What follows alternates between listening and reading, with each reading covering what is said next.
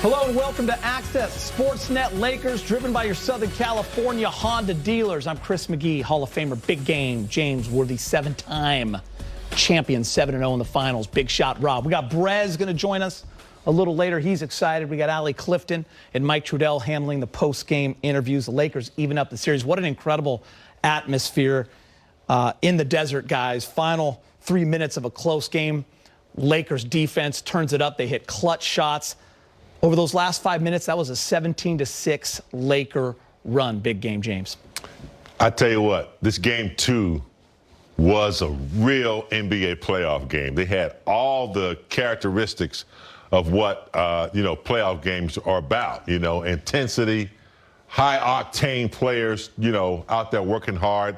But I thought the Lakers from the beginning showed that they were ready to play this time. Not that they were hitting all the shots that they were supposed to hit, but the intensity was there. They matched their effort. AD established himself early in the paint. Didn't get as much as he wanted to, but he did establish himself in the paint. And I thought, it was a 48-minute game of grinding and defending, and the Lakers did what they were supposed to do in moments. Shut them down, defended, and then they scored when they had to down the stretch. I thought they played a beautiful game those last 6 minutes. Rob, I'm glad he said a 48-minute game. You got to give this Suns team a lot of credit. There was a lot of pressure on that Laker team. They were up 15 in that third quarter. You and I are watching this game together. Suns would not go away. They took the lead. The Lakers had to clutch up there at the end. Yeah, Payne was a pain in our, he was. He came out and played extremely well. Booker unstoppable. That's the thing about the playoffs. You have to win every quarter in the playoffs. The Lakers won 2 and tied 2, so that's a plus for them. That's why they won this game. The Suns made a run, and there's going to be runs, but the Lakers stood pat. They didn't panic. They had a little inconsistency there with the offense, but on the other end, they played some good defense. And that's how you win this game. If you look at the way KCP, I know he's probably going to go in the locker room and say, yo, I didn't have a good game, but his defense on Booker down the stretch was good. All right, guys, back to Phoenix. LeBron is standing by with Mike Trudell. Hey, LeBron, it's the second time in the last week you've hit a big 3 in the final seconds. Just thinking about earlier in your career when that's what teams were trying to get you to shoot. How have you evolved that over the years, and how rewarding is that to have a shot like that come up in this type of a moment? It's just about hard work and dedication, putting the hard work in, throughout the course of experiences, knowing what the defense has tried to get me over the course of my career, and then just working on that craft to where I can, hit big shots late in the game. And, great screen by AD. And I was able to knock it down. Hey, when things got tight, Phoenix came back into the game. What did you guys do on the defensive end to give yourselves the opportunity to close it out? Man, we got stop after stop after stop, and then we defensive rebound. One thing we didn't do in game 1, they owned us on the glass, especially the offensive glass. But tonight we covered the glass, and we were spectacular there.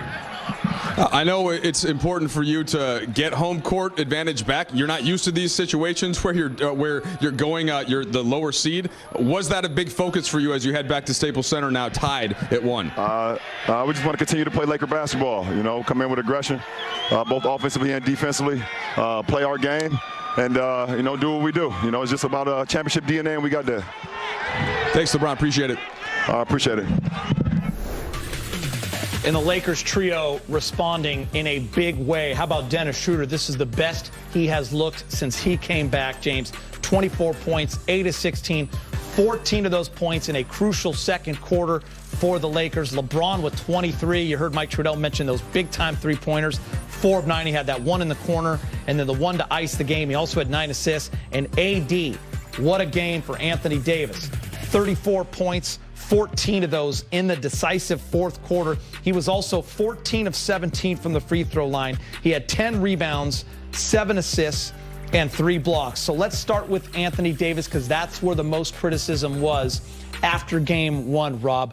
People, he only hit, 5 of 13. He was not engaged in the paint. He was more floating outside that three-point line.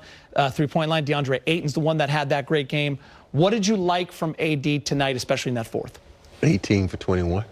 18 for 21 from free throw line. Yep. That means he was being aggressive. Oh, I said 7. Yeah, that's right. You're right. It's 18 of 21. Thank you. I like him being aggressive. When AD is going north-south and going towards the basket and not shooting the fadeaways. When you're big, refs have a tendency not to give you the call when you're fading away, but when you're going towards the basket, they give you this call. He was active with his hand, he was moving his feet, and when he got switched out on guys, he stayed in front of them, and then the recovery on defense for a lot of times, getting back, blocking shots, and doing things of that nature. That's the aggressive AD you want to see.